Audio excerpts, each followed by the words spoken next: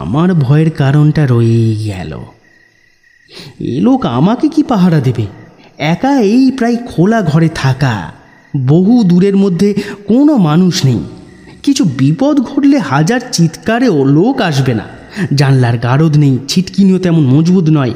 অনেক ভেবে শেষ পর্যন্ত অন্য রকম ব্যবস্থা নিল। জানলার পাল্লা ভেজিয়ে দিয়ে বড় বড় ভারী চেয়ার টেবিল টেনে টেনে এনে কপাটে ঠেকিয়ে দিল। 3 দিকে দরজা, একটা বাইরের দিকে, আর একটা হল ঘরের দিকে, আর একটা বাথরুম। বাইরের দরজায় খাটখানায় ঠেলে লাগালো। আমাকে না জাগিয়ে কেউই দরজা খুলতে পারবে না। খাওয়া দাওয়া সন্ধ্যেতেই সেরে এসেছি শহর থেকে। এখানে কিছুই পাবার উপায় নেই। শুধু শুধু একা জেগে বসে থাকি কেন? বেশি আর রাত করলাম না, ভোরে উঠতে হবে। 9টা নাগাদই তাই শুয়ে পড়লুম। আলোটা নেবাতে সাহস হলো না, খানিকটা কমিয়ে রাখলাম। শুধু কেরোসিন তেলের গন্ধ হবে ঘরে, তা হোক, শান্তিতে ঘুমোতে পারবো তবু। এই অবস্থায় ঘুটঘুটে অন্ধকার ঘরে শুতে পারবো না। কিন্তু শান্তিতে ঘুমোনো অদৃষ্টে ছিল না।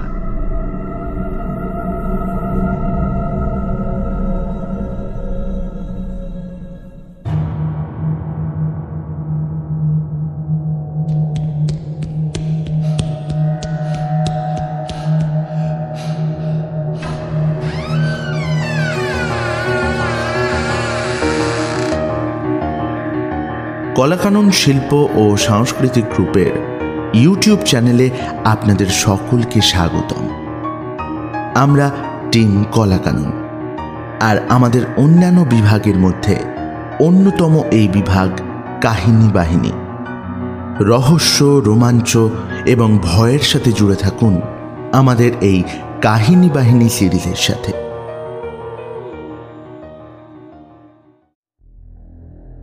কাহিনী বাহিনীর আজকের নিবেদন প্রখ্যাত লেখক সাহিত্যিক গজেন্দ্র কুমার মিত্রের লেখা ভূতের যত অদ্ভুত কাণ্ড। গল্পের সূত্রধার আমি কৌশিক। গল্পের সমস্ত চরিত্রে শুভদীপ বনু, সম্পাদনায় টিম কলাকানন এবং পোস্টার ডিজাইনিংয়ে শুভদীপ বনু। শুরু হচ্ছে আজকের গল্প ভূতের যত অদ্ভুত কাণ্ড।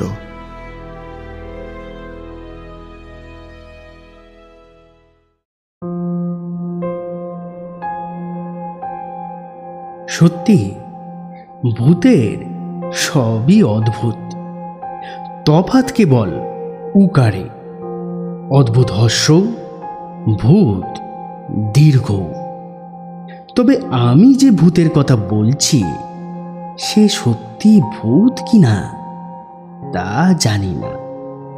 আর ভূত বলে যে সত্যিই কিছু আছে তাই বা কি জানে? ভূত কি কেউ দেখেছে? যারা বলে দেখেছি তারা কেউ কি ভূতের গায়ে হাত দিয়ে দেখেছে? আর ভূতের গায়ে হাত দেবেই বা কি করে? গায়ে যে তাদের থাকে না। গা মানে দেহটা ছেড়ে দিলে তবেই তো ভূত হয়। আমি যেসব ভূতের কথা আগে বলেছি, ভূত দেখেছি, সেও তো সন্দেহজনক দেখা। সত্যি দেখেছি না ভয়ে অমনি মনে হয়েছে তা কি হলফ করে বলতে পারি? হলফ করানো হয় আদালতে। সাক্ষীদের বলতে হয় ঈশ্বরের নামে বা রাষ্ট্রের নামে। যেখানে ঈশ্বর মানা বেআইনি সেখানে রাষ্ট্রের নামে দিব্যি গালতে হয়। শপথ করিয়া বলিতেছি আমি সত্য ভিন্ন, মিথ্যা বলিব না। কেউ কি পারে? সে তো ছায়া, আলো জ্বললেই মিলিয়ে যায়। যাজ্ঞে, যা বলতে বসেছি তাই বলি। অনেক অনেক দিন আগের কথা, ধরো আজ থেকে 55 বছর হবে। একবার একটা কাজে বর্ধমান জেলার এক মহকুমা শহরে যেতে হয়েছিল। তখন হোটেল টোটেল বিশেষ ছিল না ওসব শহরে। কিছু লোক মামলা করতে আসতো, ভোরে বেরিয়ে এসে ওই সব হোটেলে ভাত খেত, কাছারির কাজ সেরে নিজেদের বাড়ি ফিরে যেত। কদাচিৎ কাউকে বাধ্য হয়ে থাকতে হলে ওই সব হোটেলেই মাথা গুঁজতে হতো। খদ্দের কম বলেই ব্যবস্থা তেমন ভালো ছিল না। তাছাড়া আমাদের দেশের লোকেদেরও অনেক নোংরা স্বভাব আছে, ফলে সেসব ঘরগুলোর এমন অবস্থা দাঁড়াতো যে নিতান্ত বাধ্য না হলে কেউই থাকতো না। আমি গিয়ে পৌঁছেছিলাম প্রায় সন্ধেবেলা। কোথায় কি আছে তাও জানি না। আমার খুব কষ্ট হয়েছিল, মনে হয়েছিল নরকেই বাস করছি। কোনো মতে প্রায় জেগেই রাতটা কাটিয়ে ভোরবেলা বেরিয়ে পড়েছিলুম ভালো কোনো বাসা বা থাকার জায়গা খোঁজ করতে। আরও 2-3 জায়গা ঘুরে বুঝলুম তেমন কোনো হোটেল এখানে নেই, এখনো হয়নি। বরং যেটাই ছিলুম এর চেয়ে সেটাই ভালো। শেষে হতাশ হয়ে ফিরছি, এক ভদ্রলোক সন্ধান দিলেন। আপনি যেমন খুঁজলেন তেমন জায়গায় ডাক বাংলো ছাড়া কোথাও পাবেন না। অত পয়সা কার আছে যে ডাক বাংলোয় থাকবে? এক সরকারি অফিসার ছাড়া থাকতে পারে না, তাদের খরচ লাগে না তো। ভয়ে ভয়ে জিজ্ঞেস করলুম, মানে খরচা কত? তা বেশ, 1 টাকা ঘর ভাড়া, আর মেট্রোর আলো জল নিয়ে আরও 8 আনা, দৈনিক 1.5 টাকা। ওখানে সব আলাদা আলাদা, বুঝলেন? আলো দেয় একটা, কেরোসিনের হ্যারিকেন, লন্ঠন কি টেবিল আলো, তার জন্যে 3 আনা। বুঝুন দেখি ব্যাপারখানা, 1 পয়সার কেরোসিনে 2 রাত জলে, তার জন্য 3 আনা। আসলে বাবু আনার মাসুল, এটা বুঝলেন না? আপনি অফিসারদের মতো স্টাইলে থাকতে চাইবেন, তার জন্য খরচ করবেন না। শেষের কথাগুলো আমাকে ঠোক্কর দিয়েই বলা হলো তা বুঝলাম। বেঁটে লোকের চাঁদের দিকে হাত বাড়ানোর মতোই আমার অবস্থা। ট্যাকে পয়সা নেই যার, তার আবার অত ভালো মন্দ বাছা কি? সত্যি তখন 1.5 টাকার দাম ঢের। কলকাতা শহরেও তখন 2.5 টাকা 3 টাকায় 1 মণ চাল পাওয়া যেত। 1 মণ মানে এখনকার 37 কেজি। তবু আমি ঠিক করে ফেললাম ওখানেই যাব। খাই না খাই একটু আরামে তো থাকবো, না হয় পাউরুটি খেয়ে থাকবো, হোটেলে ভাত খাবো না। অনেক আশা নিয়ে তো এলুম ডাক বাংলো, কিন্তু সামনে এসে যখন গাড়ি থেকে নামিয়ে দিল তখন সেখানের অবস্থা দেখে বুক হিম হয়ে গেল। এ কি, এই যে পুরো বাড়ি, এখানে থাকবো কি? শহরের সীমানা থেকে পাকা 2 মাইল পথ গঙ্গার ধারে, এক পাশে শ্মশান আর এক পাশে মহকুমা হাকিমের বাড়ি। তিনি কারোর সঙ্গে কথা বলেন না। আশেপাশে যত দূর দৃষ্টি চলে কেউ কোথাও নেই। থানাটা পেরিয়েছি বটে পথে, সেও এখান থেকে অন্তত 1 মাইল হবে। কোনো ছোটোখাটো গৃহস্থ বাড়িও নজরে পড়ে না, শুধু ধানের ক্ষেত আর 2-4টে গাছপালা। একটা খড়ের ঘর দেখা যাচ্ছে পিছনে, তবে সেও বহু দূর। এমনকি শ্মশানে একটা চিতা জ্বলছে দেখলুম। ওই বয়সে ওটাও খুব ভালো লাগার কথা নয়, কিন্তু সেখানে কেউই নেই। চিতা ধরিয়ে দিয়ে সব সরে পড়েছে। ডাকবাংলোর বাড়ি 1 তলা, খুব উঁচু পোতার উপর। বড় বড় জানলা বা দরজা, জানলার গারদ নেই, তার মানে ইংরেজদের তৈরি, তাদেরই বসবাসের জন্যে। সাহেবরা আগে খোলা জানলা রাখত, শেষের দিকে গারদ বসানো জানলা ব্যবহার করতে শুরু করেছিল। বড় বড় 3খানা ঘর, মাঝেরটা বড় হল ঘর। বাংলো প্যাটার্ন বাড়ি বলতো ওকে। খোলা বারান্দাও আছে। উঁকি মেরে দেখলুম ফিতের খাট, চেয়ার, টেবিল সবই আছে। বড় সরকারি কর্মচারীদের থাকার মতোই বাড়ি, কিন্তু একেবারে খোলা ঢাঢা করছে। কোনো দরজা জানলাই বন্ধ নেই। মেঝেতে আসবাবে ধুলো জমে উঠেছে 1 আঙুলের মতো পুরো। তার মানে অনেককাল কেউ আসেনি, কেউ আসবে বলে মনেও করেনি এর রক্ষক। হ্যাঁ, রক্ষক একজন থাকার কথা, তাকে বলা হতো চৌকিদার। সেই ঘরদোর ঝাঁট দেবে, খাতায় যাত্রীদের নাম লেখাবে, জল আলোর ব্যবস্থা করবে, এই নিয়ম। অতিথি বা যাত্রী যাই বলো, তারা বললে আর খরচা দিলে রেঁধে দেওয়ারও কথা। এছাড়া এখানে থাকার কথা একজন জমাদারেরও, যে বাথরুম সাফ করবে। তাদের ঘরও পড়ে আছে এক প্রান্তে, সেও খোলা, কোনো লোক নেই। লোক থাকে বলেও মনে হলো না। সেও অমনি পোড়ো হয়ে পড়ে আছে, খোলা, হা হা করছে। তবু চৌকিদার, চৌকিদার, চৌকিদার বলে ডাকলুম অনেকবার। বেশ চেঁচিয়েই ডাকলুম। পাশে হাকিম সাহেবকে দেখা গেল একবার। তাকে জিজ্ঞাসা করব, তিনি সোজা আমার মুখের উপর দরজা বন্ধ করে দিলেন। অগত্যা মালপত্র ফেলে রেখে যেতে হলো সেই দূরে দেখা খড়ের ঘরের দিকে। সেখানেও থাকে না চৌকিদার। তবে খবর পাওয়া গেল সে তখনকার একটা ধান খেতে মজুরি খাটছে, দৈনিক 11 পয়সা মজুরিতে। সরকারি মাইনে তো পাবেই, বাড়তি কিছু রোজগার করতে দোষ কি? শেষ পর্যন্ত চৌকিদারকে পাওয়াও গেল। ধমক ধমক করতে আমি পুলিশে কাজ করি, মিথ্যে কথা, তবু তখন আর উপায় কি বলতে সে এলো শেষ পর্যন্ত। একটা ঘর ঝাঁট দিয়ে, বাথরুমে জল ভরে দিয়ে, আলোর তেল ঢেলে বিদায় নিলে। এই বাকি ঘর? সে অকারণেই একটা সেলাম করে বলল,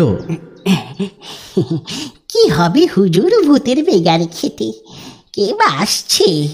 এই তো আপনি একটা প্রাণী এলে, বোধ হয় গোটা 1 মাস পরে। যাবার সময় বলে দিলুম, কিন্তু রাত্রিরে তোমাকে এখানে থাকতে হবে, নইলে সকালবেলা থানায় গিয়ে রিপোর্ট করব নিজের পরিচয় দিয়ে। এই নিবান্দাপুরীতে রাত্রে একলা থাকলে ঘুম হবে না ভয়। সেটা মুখে যাই বলি, যত সাহসী দেখায়, মনে মনে স্বীকার করতে বাধ্য। রিপোর্ট শব্দটায় তখনও লোক ভয় পেত। সে আবারও এক লম্বা সেলাম করে বললে, না হুজুর, না, রিপোর্ট করতে হবে না, আমি ঠিক আসবো। রাত 8টার মধ্যেই এসে হাজির হব আপনার চরণতলে।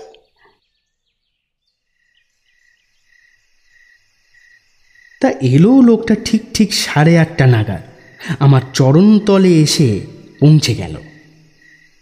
খেয়ে এসেছে বলল, কিন্তু গন্ধে বুঝলুম সে খাওয়া মানে নেশা করা।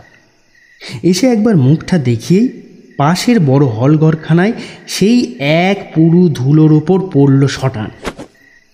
আর একটু পরে নাক ডাকতে লাগলো তার। তখন বেশ ঠান্ডা পড়ে গেছে।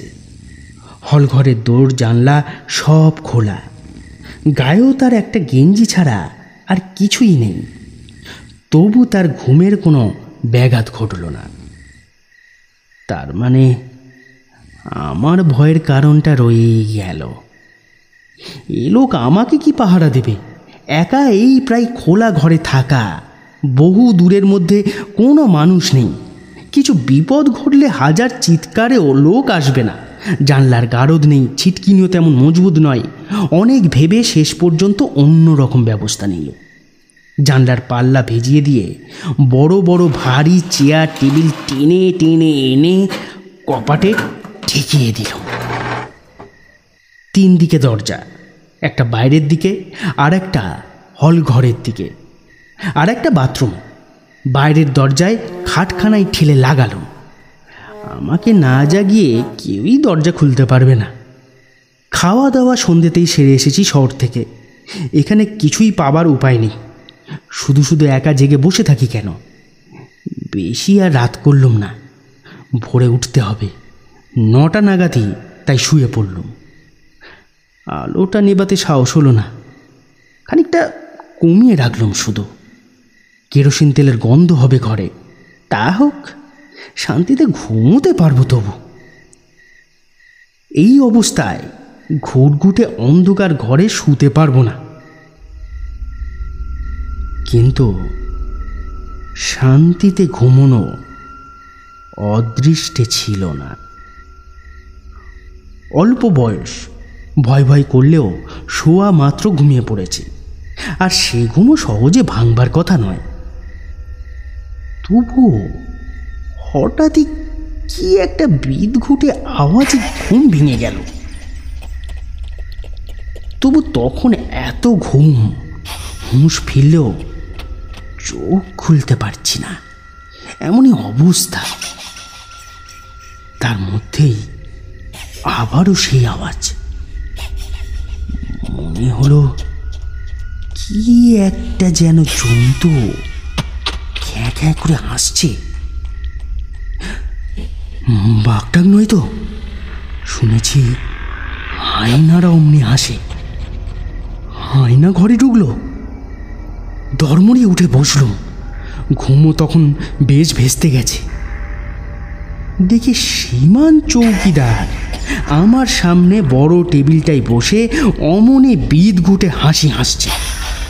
অসহ্য রাগ হলো প্রথমটায়, তারপরেই ভয়। দরজা তো একটাও খোলা নেই, যেমন সব বন্ধ ছিল, ভারী আসবাবে ঠেস দেওয়া তেমনই আছে। আলোটা শুধু বোধহয় লোকটি বাড়িয়ে দিয়েছে। দেখতে কোনো অসুবিধেই নেই। তবে লোকটা ঘরে ঢুকলো কি করে? হলের দিকের দরজা বন্ধ করে তোলা ছিটকিনি লাগিয়ে ভারী টেবিলটা ঠেকিয়ে রেখেছিল, সেসব তেমনিই আছে। টেবিলের উপরেই ও বসে। তাহলে কোথা দিয়ে এলো? কি করে? বাথরুম দিয়ে? না, তাও তো বন্ধ।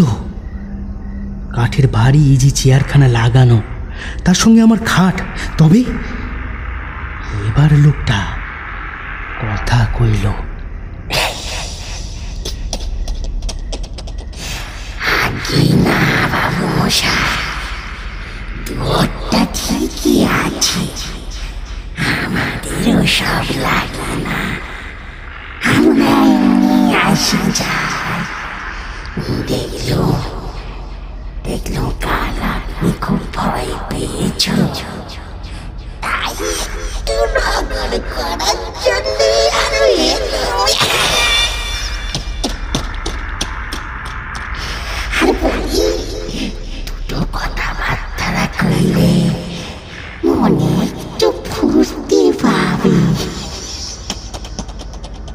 গলা দিয়ে স্বর বেরোতে চায় না, তবু অনেক কষ্টে বলি, কিন্তু কিন্তু এলে কোন দিক দিয়ে? কেন, অসুবিধাটা কি? এই তো দিদার সব খোলা, আপনি তাকে দেখো নাই কেন? কথা তার মুখেই তখনও। এক ঝলক ঠান্ডা বাতাস এসে মুখে লাগলো। তাকিয়ে দেখি সত্যি বাইরের দিকে দরজাটা খোলা হাঁ হাঁ করছে, অথচ আমার খাট যেমন ছিল তেমনি আছে। হঠাৎ মনে হলো এক ডেলা বরফ আমার গলার মধ্যে দিয়ে নেমে সমস্ত বুকটা অসাড় করে দিল। দেখতে দেখতে সেই শীতের রাত্রেও কপাল ঘেমে উঠল। হাত পা ঠান্ডা শুধু নয়, অসাড় বোধ হতে লাগলো। আবারও সেই খ্যাঁকা হাসি।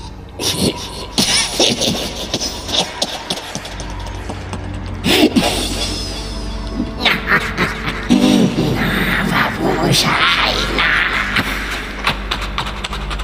আপনি কি দেখেছ?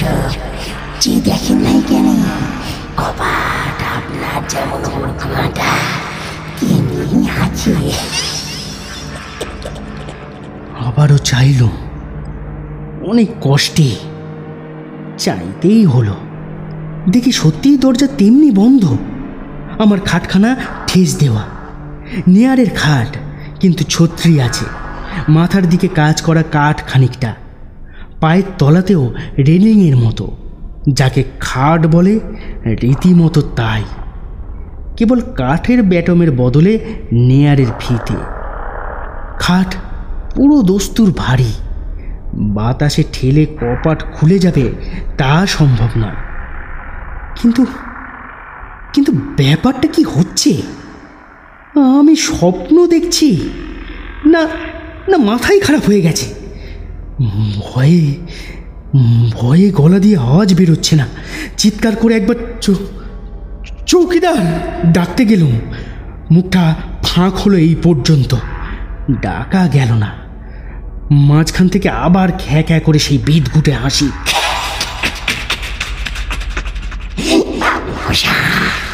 চৌকিদারকে ডাকছ কিসের তরে? আমি তো সেই মূর্তি এখানে সাবধান বসে আছি, সেই আমি যে দেখো দেখো দেখো না।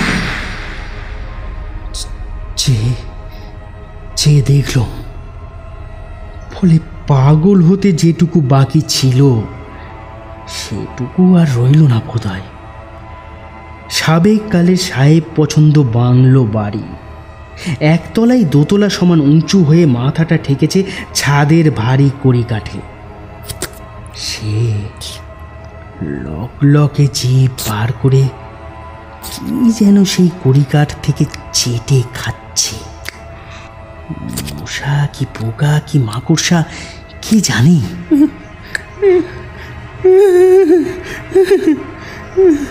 বোধহয় এমনি একটা কান্নার মতো সুর বেরোলো আমার গলা দিয়ে। নিজের গলা নিজেই চিনতে পারি না। ভয় পেলেন নাকি বাবু? আপনারা শহর বাজারের লোক, কচি ভয়ে লেখাপড়া শিখেছ, এখনো ভূতের ভয় বলে আবারও একচোট সেই হাসি। কিন্তু ততক্ষণে ভরসা করে আধ বোঝা চোখ মেলে দেখি সেই গলা গুটিয়ে আবার আগের মানুষে পৌঁছেছে। মুখে সেই মস্করার হাসি একরকম, যা তার হাসি কথাবার্তার মধ্যে একবারও পাল্টায়নি। মনে হচ্ছিল যেন ঠোঁটটা কোনো অসুখ বিসুখে অমনি বেঁকে গেছে স্থায়ীভাবে। অভয় দিলেন লোকটি। অত ভয় পাওয়ার কোনো দরকার নেই, আমি আপনার নভর বটে তো, তাই ঘুমটা যাতে জমে সেই আমার ইচ্ছে।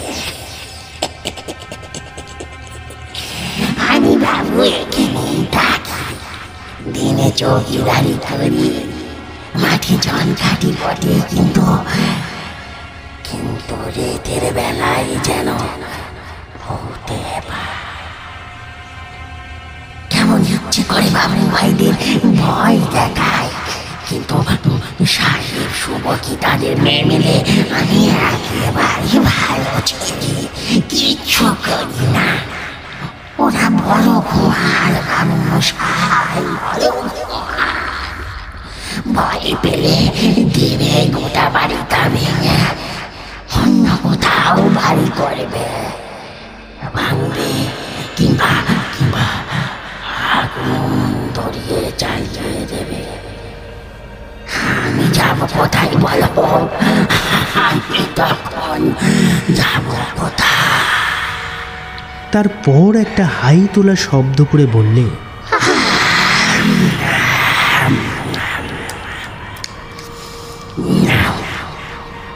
এবার নিশ্চিন্তে হয়ে ঘুমো, আমি আর জ্বালাবো না। এই দেখো না, দেখো ফুসমন্তরের চোটে তোমার ভূতকে উস করে হরিয়ে দিচ্ছে।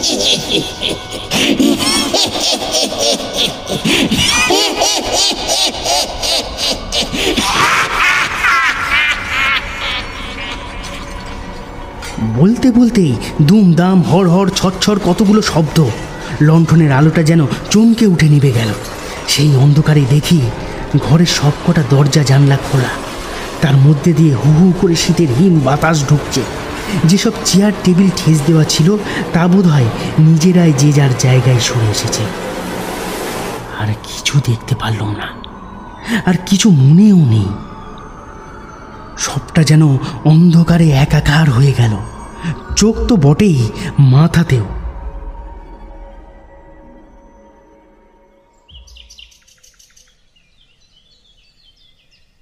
কতক্ষণ এমনি অজ্ঞান হয়েছিলাম জানি না, কিছু মনেও নেই। জ্ঞান হলো বেশ যেন স্বাভাবিক পরিবেশেই।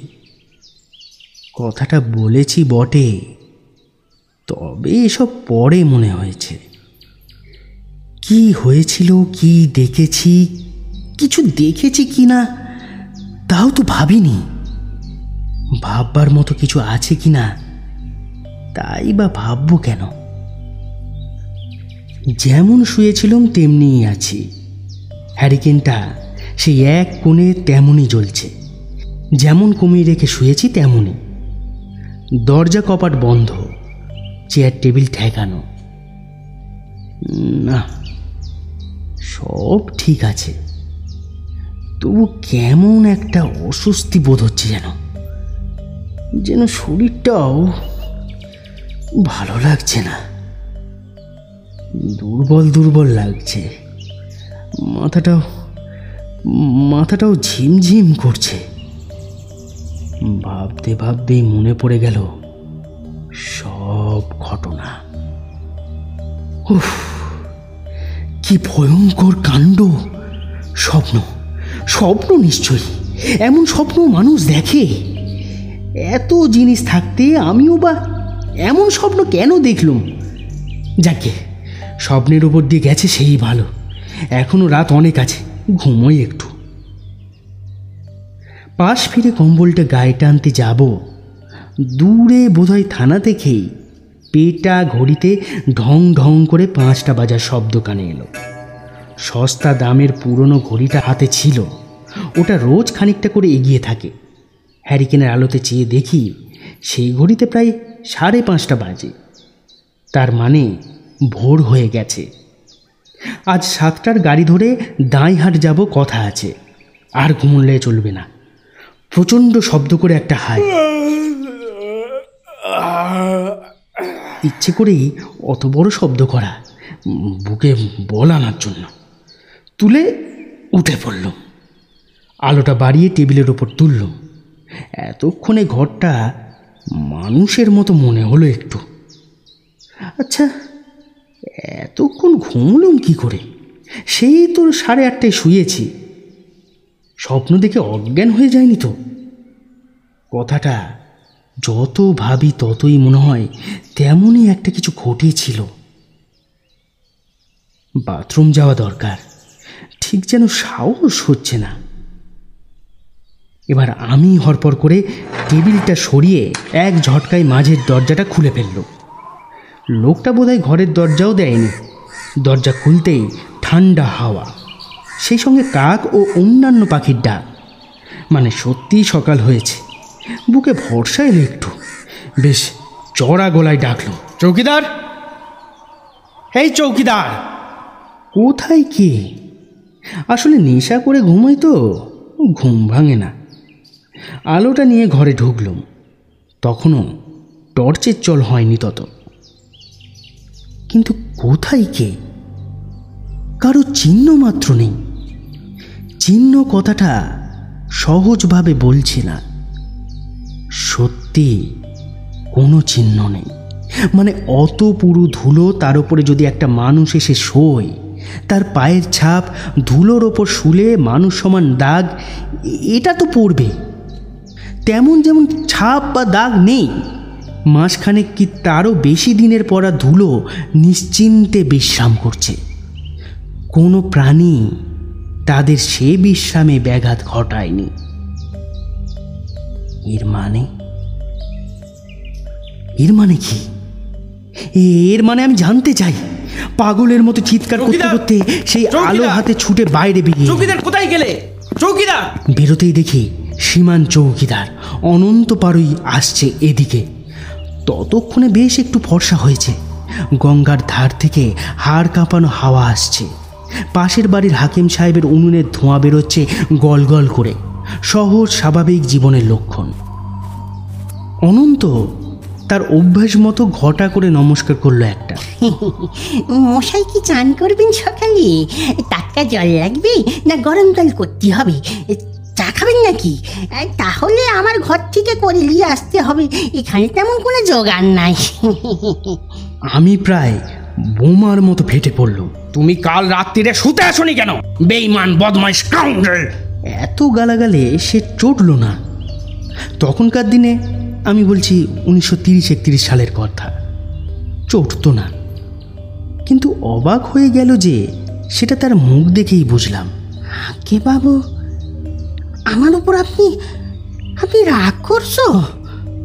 কিন্তু আমার ঘরে মেয়েরা বললে আপনি যে তাদের মানা করে এসেছো, বলেছ যে আরও কি কষ্ট করে যেতে হবে না, তবে ভোরে যেন যায়, জল লাগবে। এইবার আমার অবাক হবার পালা। হ্যাঁ, আমি মানা করে এসেছি? আমি? হ্যাঁ বাবু, মাইরি বলছি, কালির দিব্যি আমার বউ মা দুজনেই বললে। ভয়ে যেন এতটুকু হয়ে গেল অনন্ত। আমারও মাথা ঠান্ডা হয়েছে ততক্ষণে। বললুম, ভেতরে এসো তো, একটা কথা বলি তোমাকে। সে কাঁপতে কাঁপতে শীতে বা ভয়ে ভেতরে এলো, কিন্তু আমার সামনে বসতে রাজি হলো না। বললুম তাকে কথাগুলো, ভয় পেয়েছি সেটা জানাতে লজ্জা করছিল খুব, কিন্তু না বললেও তো উপায় নেই। সে সব শুনে হাত তুলে একটা নমস্কার করল, তারপর 3 দফা নাক কান মুলে বলল, হ্যাঁ বাবু, তিনি আসেন, তবে জানতে বড় একটা এইসব মস্করা করেন নাই অনেকদিন, তাই আপনাকে কিছু বলিনি। অনেক দিনের কথা বাবু, এখানে এক চৌকিদার ছিল বীরু ভরসাজ বলে, বামুনের ছেলে, লেখাপড়া শেখে নাই, তাই এ কাজ করতে এসেছিল। তাকে এক ইদিশি অফিসার একদিন তুচ্ছ কারণে জুতো শুদ্ধ লাথি মেরেছিল। সে অফিসার যেতে ছোট, তাতেই কি ঘেন্না হলো, ভরসাজ যেতে ওই আসুন, ওই ওধারের যে বটগাছটা দেখছো শ্মশানের উপরে, হ্যাঁ ওইখানে পরনে ধুতি বেঁধে গলায় দড়ি ছিল। তার কেউ ছিল না, ছেলে মানুষ বউ, কে আর গয়া টয়া করবে বলো? সেই থেকে বেম্বদত্তি হয়ে ওই গাছেই আছে। মধ্যে মধ্যে হঠাৎ খেপে গিয়ে এমনি তারা করে, তবে সাহেব মশাইদের কিছু বলে না, যত চোট ইদিশি অফিসারদের উপর। তবে বাবু, আপনার ফাঁড়া কি এতে গিয়েছে, বেড়ানো মারি না কাউকে, কারুকে দোসরাবার ভয়ও দেখায় না। এবার আপনি নিশ্চিন্তি হয়ে থাকো। আমি কিন্তু অত নিশ্চিন্তি হতে পারিনি। সেই দিনই দিন থাকতে বিদায় নিয়েছিলাম। শেষ হলো আজকের গল্প, ভূতের যত অদ্ভুত কাণ্ড। গল্পটি কেমন লাগলো আমাদের জানাতে ভুলবেন না ইউটিউব কমেন্ট বক্সে। ভালো লাগলে গল্পটিকে অবশ্যই লাইক করবেন এবং চ্যানেলটিকে অবশ্যই সাবস্ক্রাইব করবেন, আর বেল আইকনটি ক্লিক করতে ভুলবেন না। এছাড়াও আমাদের সাথে জুড়ে থাকতে আমাদের ফেসবুক পেজটিকে ফলো করতে পারেন, লিংক ডেসক্রিপশন বক্সে দেওয়া আছে। খুব তাড়াতাড়ি উপস্থিত হব আরও একটি গল্প নিয়ে। সবাই ভালো থাকবেন, সুস্থ থাকবেন এবং আমাদের পাশে থাকার জন্য অসংখ্য ধন্যবাদ।